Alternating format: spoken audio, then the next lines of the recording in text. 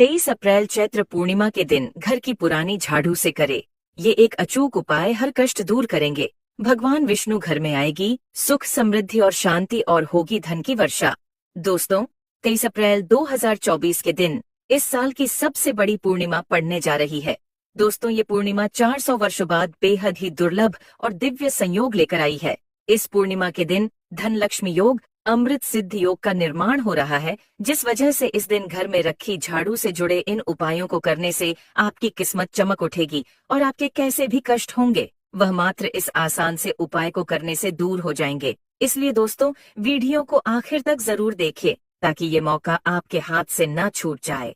और दोस्तों, अगर आप भी चाहते हैं कि माँ लक्ष्मी का वास आपके घर में हमेशा बना रहे, तो इस वीडियो को लाइक करके और कमेंट में जय मां लक्ष्मी, जय मां तुलसी लिखना न भूले। दोस्तों, चैत्र पूर्णिमा के दिन व्रत रखने और पूजा करने से हर तरह के सुखों की प्राप्ति होती है। इस दिन भगवान नारायण की पूजा की जाती है, इसलिए सुबह उठकर भगवान का ध्यान करने के बाद व्रत का संकल्प लेना चाहिए।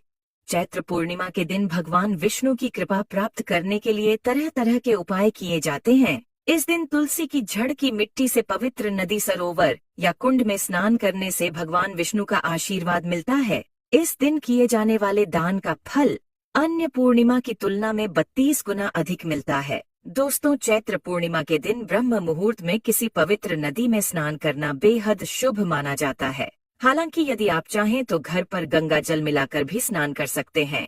इसके बाद भगवान लक्ष्मी नारायण की पूजा करें, भगवान विष्णु को पीले रंग के फूल, वस्त्र, पीली मिठाई आदि चीजें अर्पित करें और सत्यनारायण भगवान की कथा पढ़े। चैत्र पूर्णिमा के दिन कई दुर्लभ संयोग बनने की वजह से इस दिन का महत्व और बढ़ गया है।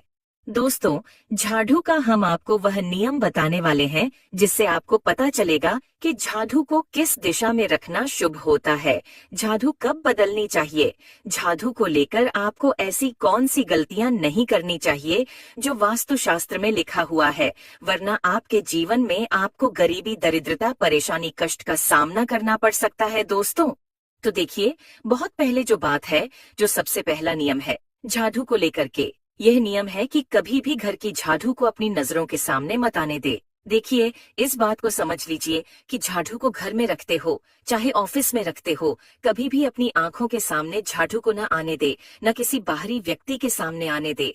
झाड़ू को ऐसी जगह छुपा करके रखे जो आपकी आंखों के सामने ना हो। मतलब 1-2 बार देखना तो ठीक है, लेकिन बार बार अगर झाड़ू पर आपकी नजर पड़ रही है तो बहुत ही अशुभ है। और कहीं कोई व्यक्ति घर का हो या बाहर का है, जो घर के बाहरी लोग हैं, वह आपके घर की झाड़ू को देखते हैं, तो यह बहुत ही अशुभ माना गया। इसलिए आपको झाड़ू को ऐसे स्थान पर रखना चाहिए जहां पर किसी की भी नजर न पड़े। दूसरा नियम यह कहता है कि कभी भी हमें पुरानी झाड़ू का प्रयोग नहीं करना चाहिए। दोस्तों, देखा गया है कई लोग आलस में पुरानी झाड़ू का प्रयोग करते रहते हैं, उसी से साफ सफाई करते रहते हैं।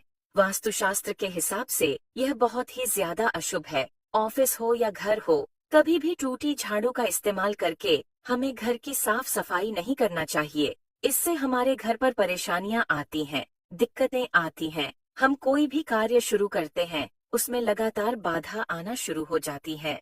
तीसरा नियम ये कहता है कि झाड़ू कभी भी खड़ी नहीं रखनी चाहिए। ये बहुत ही ज्यादा अपशगुन होता है। ध्यान रखिएगा दोस्तों, झाड़ू को कभी भी खड़ी करके नहीं रखना चाहिए। झाड़ू को हमेशा लेटा करके रखना चाहिए। चौथा, शाम के वक्त कभी भी घर में झाड़ू नहीं लगानी चाहिए। अगर कोई व्यक्ति झाड़ू शाम को लगता है तो मान के चलिए उस व्यक्ति के घर में माता लक्ष्मी जी कभी वास करनी नहीं आएगी, माता लक्ष्मी उससे रुष्ट हो जाएंगी। पांचवा नियम यह है दोस्तों कि झाड़ू को लेकर आपको यह ध्यान रखना होगा, झाड़ू को आप कभी भी लांघे मत। आपका पाँव कभी भी झाड़ू से ना छुएं। ये बहुत ही ज्यादा अशुभ है, क्योंकि हमने आपको पहले बता दिया है कि झाड़ू माता लक्ष्मी जी का प्रतीक होता है और झाड़ू को लेकर माता लक्ष्मी जी से बहुत ज्यादा तात्पर्य जोड़े जाते हैं। तो कभी भी झाड़ू से अपना पाँव लांघे नहीं, झाड़ू के ऊपर से कभी भी गुजरिएगा मत। ये बातें आपको बहुत ज्यादा ध्यान रखनी होगी। छठा नियम ये कहता है कभी भी झाड़ू को गंदगी वाली जगह पर नहीं रखना चाहिए। मतलब न बाथरूम के बगल में रखना चाहिए, न शौचालय के बगल में रखना चाहिए। ऐसा अगर आप करते हैं तो निश्चित रूप से दोस्तों माता लक्ष्मी जी आपसे रुष्ट हो जाएंगी। दोस्तों, अब आपको जो हम बताने जा रहे हैं इस बात का जरा विशेष करके आप ध्यान रखिएगा। झाड़ू को अगर आप धो देते हैं तो स्वच्छ जल और एकदम साफ सुथरे पानी से धोए, कभी भी किसी गंदे पानी से अपनी झाड़ू को मत धोइएगा। अगर आप ऐसा करते हैं तो आपको घोर पाप लगता है। तो दोस्तों, अभी तक हमने आपको झाड़ू को लेकर वह नियम बताए हैं जो आपका जानना जरूरी था कि आपको कौन सी गलतियां नहीं करनी चाहिए झाड़ू को लेकर के। अब आपको हम वो नियम बताने जा रहे हैं कि झाड़ू को लेकर के आपको ऐसे कौन से प्रयोग करने चाहिए जिससे माता लक्ष्मी का आशीर्वाद मिले और आपके जीवन काल में धन का आगमन बहुत तेजी से हो जाए। हम आपको नियम बताएं उससे पहले आपसे निवेदन था दोस्त कि अभी तक आपने वीडियो को लाइक नहीं किया है, पहले जा करके आप वीडियो को लाइक कर दे और कमेंट बॉक्स में जय माँ लक्ष्मी लिखना मत भूलिएगा। दोस्तों, अगर आप चाहते हैं कि आपके घर पर सकारात्मक शक्तियां का वास रहे, आप चाहते हैं कि आपके घर में कभी भी कोई नकारात्मक शक्ति ना रहे, तो ध्यान रखिएगा जैसे सूर्य उदय होता है तो तुरंत ही झाड़ू लगा दीजिए। ये बहुत ही शुभ माना गया है। ये हम आपको स्टार्टिंग में ही बता चुके थे। एक बात का ध्यान रखिएगा, अगर आप लोग पूर्णिमा के दिन झाड़ू लगा रहे हैं तो घर के मुख्य द्वार पर थोड़ा सा सेंधा नमक डाल करके झाड़ू लगाइएगा। ये बहुत ही शुभ है। अगर आप सूर्योदय के बाद पूर्णिमा के दिन थोड़ा सा सेंधा नमक घर के मुख्य द्वार पर ढालकर लगाते हैं तो इससे माता लक्ष्मी जी बहुत ही ज्यादा प्रसन्न हो जाती है। दूसरा माना गया है, अगर आप कभी भी झाड़ू खरीदने जा रहे हैं तो शनिवार के दिन झाड़ू खरीदने के लिए सबसे ज्यादा शुभ दिन माना गया है। अगर शनिवार के दिन झाड़ू खरीद कर लाते हैं तो वास्तु शास्त्र के हिसाब से यह बहुत ही ज्यादा शुभ है। तीसरा ध्यान रखिएगा दोस्तों कि आपको इस बात का ध्यान रखना है कि जो आपके घर की झाड़ू है उसको आप लोग पश्चिम दिशा में रखें। अगर आप लोग घर की झाड़ू को पश्चिम दिशा में रखते हैं तो आपके घर में सकारात्मक शक्तियां का वास रहेगा। आपको भौतिक सुखों की प्राप्ति होगी, आपको बैकुंठ की प्राप्ति होगी और आप भी जो भी कार्य करेंगे उस कार्य में आपको सफलता ही मिलेगी। और अगर आप झाड़ू को उत्तर दिशा में अपने घर में रखते हैं तो मान के चलिए धन संबंधित जितने भी आप निर्णय लेंगे उससे आपको फायदा ही होगा। धन का आगमन आपके जीवन में बहुत तेजी से हो जाएगा। आपके जीवन काल से धन संबंधित जितनी भी परेशानियां हैं वह चली जाएंगी। अब आपको जो हम बताने जा रहे हैं वह बहुत ध्यान से सुनिएगा दोस्तों। और अभी तक अपने वीडियो लाइक नहीं किया है, कृपया करके वीडियो को लाइक कर दीजिए। दोस्तों, होता क्या है कि एक बात कही गई है कि अगर आपको झाड़ू सपने में दिखती है तो ये बहुत ही ज्यादा शुभ है। लेकिन किस तरीके से बहुत शुभ है ये आप जान लीजिए। अगर आप सपने में देख रहे हैं कि आप झाड़ू लगा रहे हैं तो यह अशुभ माना गया है। अब आपको सावधान होने की जरूरत है। मान लीजिए आप कोई प्रॉपर्टी खरीदने जा रहे हैं, पैसे का निवेश करने जा रहे हैं शेयर मार्केट में या किसी भी जगह। अब आपको सावधान होना चाहिए, ऐसी जगह पर पैसा मत लगाइए जहां पर 50-50 का चांस है। दोस्तों, इस बात का बहुत ध्यान रखिएगा।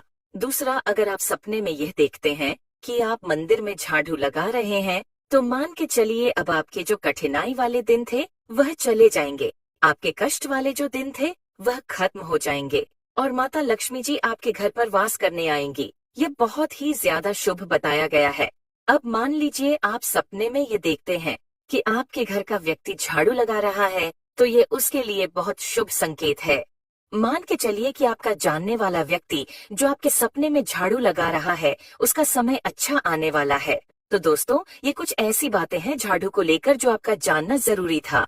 अब आपको हम एक प्रयोग बता देते हैं। अगर आप इस प्रयोग को करते हैं, इस उपाय को करते हैं तो आपके जीवन में धन का आगमन बहुत तेज हो जाएगा। पूर्णिमा का दिन माता लक्ष्मी का दिन होता है। इस दिन किया गया उपाय कभी खाली नहीं जाता है। ध्यान रखिएगा दोस्तों, यह उपाय है 5 पूर्णिमा का।